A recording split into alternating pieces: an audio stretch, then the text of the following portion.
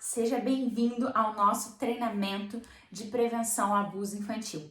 Esse é um tema extremamente importante e que a gente vai ter 3 dias onde a gente vai ser capaz de identificar uma criança abusada, como falar com uma criança que foi vítima de abuso e como denunciar. A gente recebeu algumas perguntas de vocês e tudo isso está no meio do nosso conteúdo. Vamos começar?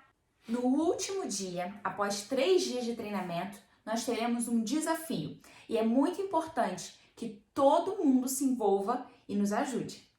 Bom, e cada um de vocês aqui é extremamente importante para que esse treinamento dê certo e principalmente para que as nossas crianças não sofram, para que a gente possa proteger as nossas crianças.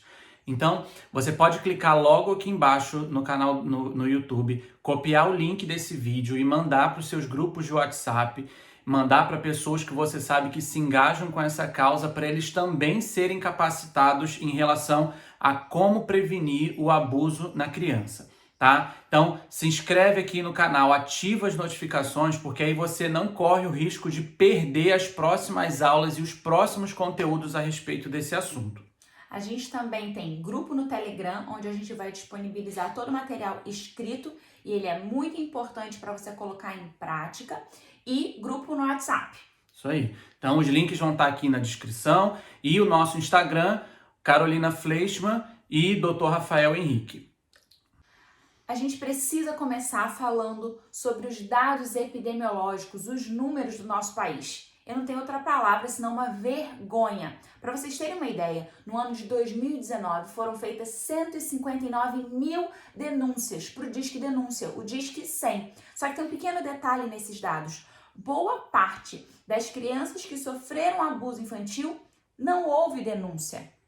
Então, 159 mil é o que tem denunciado. E os números que não houve denúncia, quantos são? Isso aí. Dessa informação que Carol trouxe, das 159 mil ligações, denúncias que foram feitas para o Disque 100, 55% delas, ou seja, mais da metade dessas denúncias, são relacionadas aos direitos da criança e do adolescente. Então, sem dúvida alguma, é o grupo que mais sofre aqui no nosso país e isso sim é uma vergonha.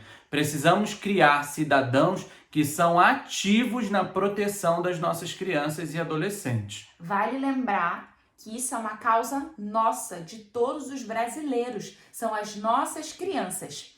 E outra coisa que eu queria ressaltar, pensando que esse treinamento está sendo feito em setembro, mais ou menos 60% das pessoas vítimas de abuso infantil, elas têm uma tendência a tentar o suicídio. Esse número está lá no boletim epidemiológico de 2018. A gente quer te contar que no final desse treinamento você vai estar apto a identificar uma criança que possivelmente foi abusada. Você também vai ser capaz de saber como falar com essa criança e principalmente como denunciar. Vale ressaltar que você não precisa fazer investigação e ter certeza disso, mas você ficou com a pulga atrás da orelha, você tem que saber identificar. Você tem que saber denunciar. E por que a gente tem que falar sobre esse assunto? O principal vilão desse tema é a falta de informação. Enquanto a criança não sabe o que é certo e errado, enquanto a criança não sabe se defender, ela está mais vulnerável a sofrer algum tipo de abuso. E também, enquanto um adulto não tem a capacidade de identificar e conduzir até a denúncia, a criança também está mais vulnerável. Então, a única forma da gente criar uma rede de proteção é sabendo o que fazer, como fazer da forma correta para não colocar em risco nem você, nem a sua família e principalmente interromper ou até evitar que algum tipo de violência ou abuso aconteça com aquela criança. Então é para isso que a gente está aqui hoje, trazer informação, trazer luz a esse tema que por muito tempo foi um tabu e que vem perpetuando o sofrimento das nossas crianças. Aqui no Brasil, a gente tem o ECA, que é o Estatuto da Criança e do Adolescente. E eu vou ler para vocês o que é violação do direito da criança e do adolescente. Lá ele diz assim: essa legislação livra a criança e o adolescente de qualquer forma de negligência, discriminação, exploração, violência, crueldade e opressão. Então a gente não está falando só sobre violência sexual ou violência física. Existem outras formas de violação do direito da criança que a gente, como adulto, precisa proteger, precisa identificar e atuar se notarmos algum tipo de violação. Agora a gente vai entrar de fato no nosso conteúdo. Então eu queria te pedir para pegar um caderno e anotar. Toda vez que você anota com as suas próprias palavras aquilo que você está estudando, você entende, memoriza, absorve melhor. Esse tema é muito importante, vale a pena fazer um caderninho de anotação sobre isso, né? Então vamos lá. Agora a gente vai entrar em como conversar com as crianças. Vale lembrar que se a criança não entende o seu corpo, não conhece o seu corpo, ela não entende, ela não sabe entender que tem algo de errado. Então a gente precisa ensinar a criança sobre o corpo dela, para que quando alguma coisa acontecer de errado, ela sabe, opa, isso aqui não tá legal, esse local não tá apropriado de mexer. Muitas vezes a criança ela só vai procurar ajuda quando alguma coisa assusta ou machuca ela. Antes disso, por ela não saber o que está acontecendo, ela não conta para ninguém. Muitas vezes os agressores usam de promessas, chantagens, ameaças para inibir a criança de contar para outra pessoa. E mais para frente, a gente vai falar sobre como criar, esse laço de confiança dentro de casa, com a pessoa, com o adulto que a criança confia, para que se algo acontecer, a criança reporte o mais rápido possível. Vale lembrar que o porto seguro pode ser dentro de casa, pode ser com alguém de confiança da escola ou alguém de confiança do ciclo religioso. Isso varia um pouco. Então imagina, se todos nós formos capacitados a acolher uma criança, acho que as crianças brasileiras vão ter muito porto seguro, né? E a pergunta que a gente recebeu demais foi qual o momento certo para conversar com uma criança sobre isso? Isso varia um pouco, sabe? Mas a gente deu uma dividida entre 2 e 6 anos, de 7 a 12 anos. De 2 a 6 anos, vale lembrar que aquela criança que ainda não fala nada, você tem que tomar cuidado como vai falar e ter mais paciência. Às vezes não é na primeira conversa que a criança entende, não. Na hora do banho, que a mãe tá dando banho, conversa, relembra sobre aquilo. A gente tem que ensinar o conceito de público e privado, daquilo que é escondido, daquilo que não é escondido. Falar das partes íntimas, explicar o que são as partes íntimas, explicar que não pode, qualquer pessoa não pode tocar, não pode olhar e dar nome, um nome que a criança entenda. Vale lembrar que a gente não pode dar nome chulo, né? E aí, outra coisa que pode ajudar muito nisso, nesse ensinamento de partes íntimas, do que pode, o que não pode, e sobre ser desconfortável e causar tristeza na criança, é usar um bichinho que ela goste, um brinquedo que ela goste. E aí você pode falar assim para a criança, filho, filha, esse bichinho a gente gosta muito dele, né? E se alguém fizer maldade, deixar o bichinho triste, você conta pra mamãe que mamãe ajuda o seu bichinho, tá bom? E a mesma coisa com a criança. Se você também ficar triste, sentir o coração caidinho, você fala com a mamãe que a mamãe te ajuda. Combinado? Combinado. Isso aí, isso é muito importante, quando a gente está falando dos pequenininhos. É legal a gente usar exemplos do dia a dia, exemplos que são comuns para a criança, para facilitar o entendimento desse assunto para ela. E quando a gente está falando de crianças maiores, entre 7 e 12 anos, a gente precisa lembrar que isso é um momento importante na questão de saúde, porque a criança está entrando no período pré-puberdade, vai começar a puberdade e vão ter muitas mudanças no corpo dessa criança. Então é papel nosso, como pais, alguns professores, professoras e cuidadores, de conversar com a criança sobre as mudanças que vão acontecer. Dessa forma, a criança vai saber o que é normal, o que é legal, o que não é legal fazer. Então, perto aí, entre 7, a puberdade, o período pré-púbere, que a gente chama, começa perto dos 9 anos, já explicar tudo isso.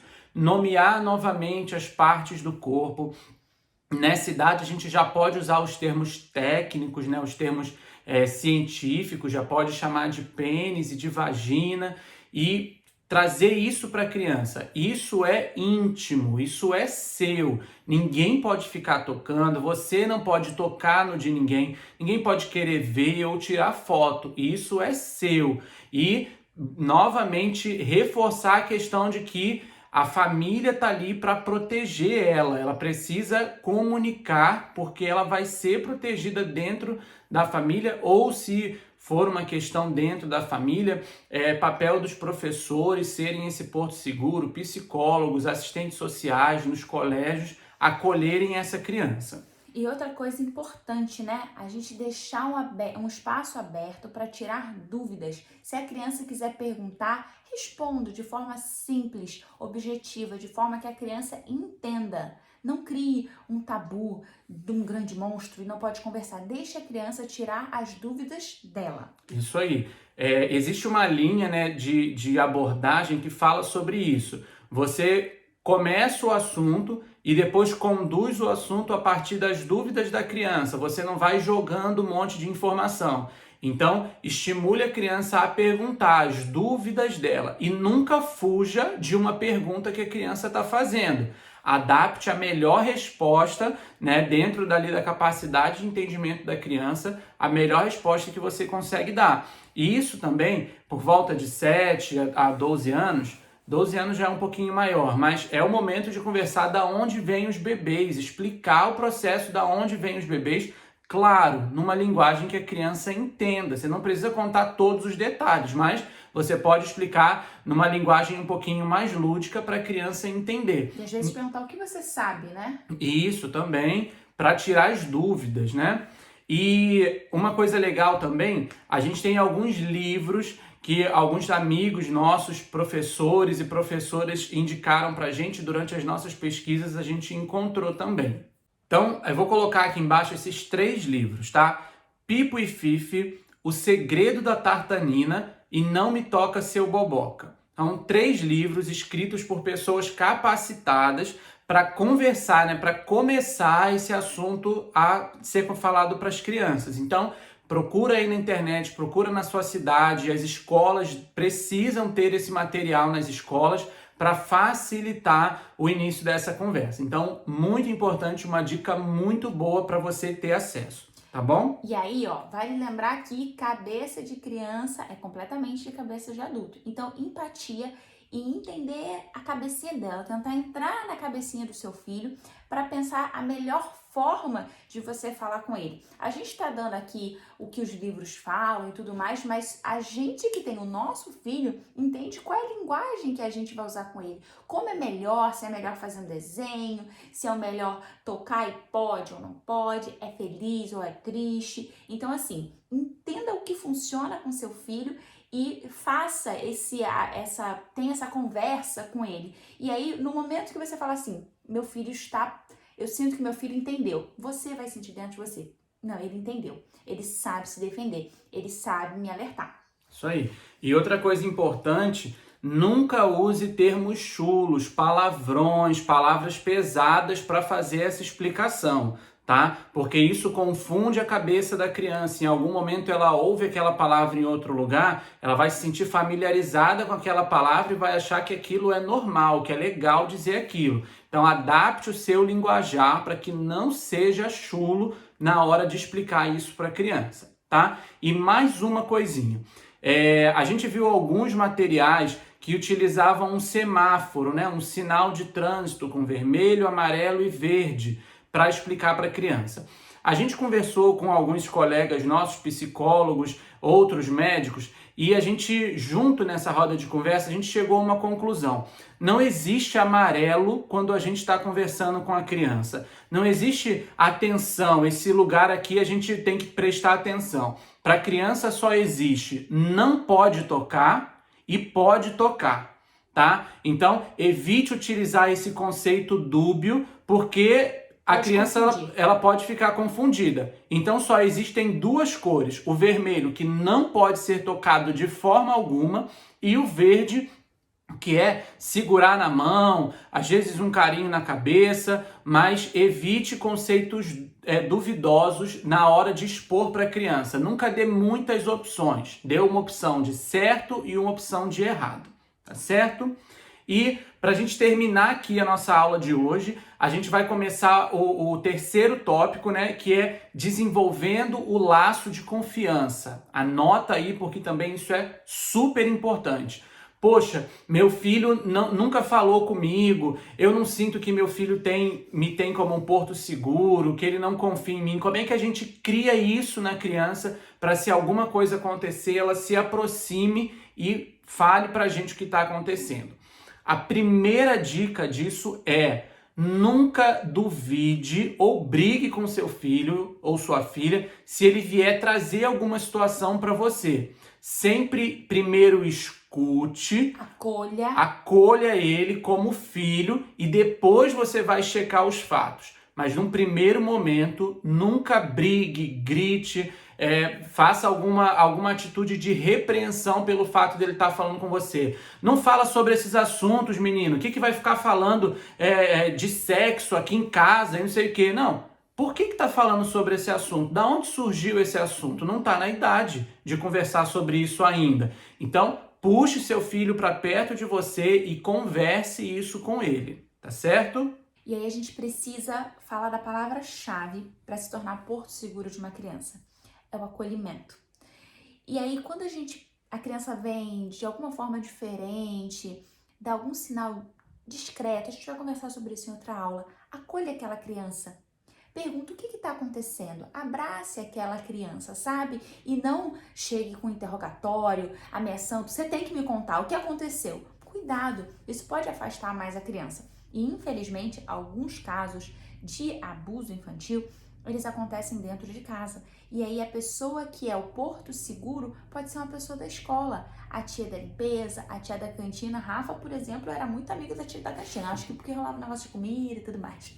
Mas por isso que esse treinamento é tão importante para todo mundo. Às vezes a criança dá um sinal ou outro, saiba acolher. Não acho que é coisa da sua cabeça, não. É melhor pecar por excesso. É amor, então, ok, excesso de amor, às vezes, né?